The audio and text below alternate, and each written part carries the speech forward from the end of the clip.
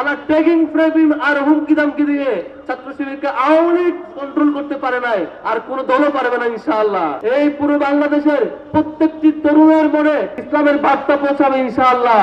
এই বাংলাদেশের সবচাইতে উজ্জ্বল চিত্রগুলো আমরা লক্ষ্য করি ক্যাম্পাসগুলোতে, বিশ্ববিদ্যালয় ক্যাম্পাসে। এখন পর্যন্ত 5টি বিশ্ববিদ্যালয়ে ছাত্র সংসদ নির্বাচন হয়েছে। সব কটা বিশ্ববিদ্যালয় ছাত্র শিবিরকে আল্লাহ রাব্বুল আলামিন বিজয় দিয়েছেন। আমরা লক্ষ্য করেছি একটি দল সে বিজয়কে সহ্য করতে না পেরে শেষ পর্যন্ত শাহজালাল প্রযুক্তি বিশ্ববিদ্যালয়ের ছাত্র সংসদ নির্বাচন বন্ধ করে দিয়েছে। শুনে রাখো ভাইয়েরা, তোমরা হয়তো সাময়িক বন্ধ করেছো, কিন্তু ছাত্র শিবির শুধু শাহজালাল বিশ্ববিদ্যালয় নয়, প্রত্যেকটা স্কুল পর্যন্ত ছাত্র শিবির চূড়ান্ত বিজয়ের দিকে চলে গেছে আলহামদুলিল্লাহ। সম্মানিত বন্ধুগণ, আমরা এই যাত্রায় 234 জন ভাইকে ফেসিবাদ পিরিয়ডে হারিয়েছি।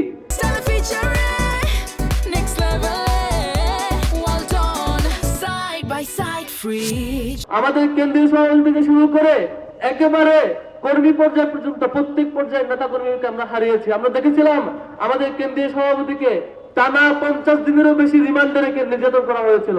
আমরা কিন্তু দমে যাই নাই। আমরা এই বার্তা দিতে চাই, আমাদের সাথে যারা কম্পিটিশন করতে চান তারা আমাদের পথে আসুন, সঠিক পথে আসুন, শিক্ষার্থীদের জন্য কাজ করতে আসুন। নানা ট্যাগিং ফ্রেমিং আর হুমকি দামকি দিয়ে ছাত্র শিবিরকে আওয়ামী লীগ কন্ট্রোল করতে পারে নাই, আর কোন দলও পারবে না ইনশাআল্লাহ। সম্মানিত বন্ধুগণ, আমরা স্বপ্ন দেখি 5টি বিশ্ববিদ্যালয়ের বিজয়ের মধ্য দিয়ে আমাদের যাত্রা শেষ নয়। আমরা একটা স্বপ্ন দেখি, সেই স্বপ্ন হচ্ছে এই পুরো বাংলাদেশের প্রত্যেকটি তরুণের মনে ইসলামের বার্তা পৌঁছাবে ইনশাআল্লাহ। প্রত্যেকটা তরুণের মনে ইনসাফের বার্তা পৌঁছাবে। প্রত্যেকে ইনসাফ কায়েমের স্বপ্নের সারথি হয়ে যেদিন পৌঁছাবেন সেদিনই আমাদের ইসলামী ছাত্র শিবিরের চূড়ান্ত লক্ষ্য সফল হবে ইনশাআল্লাহ।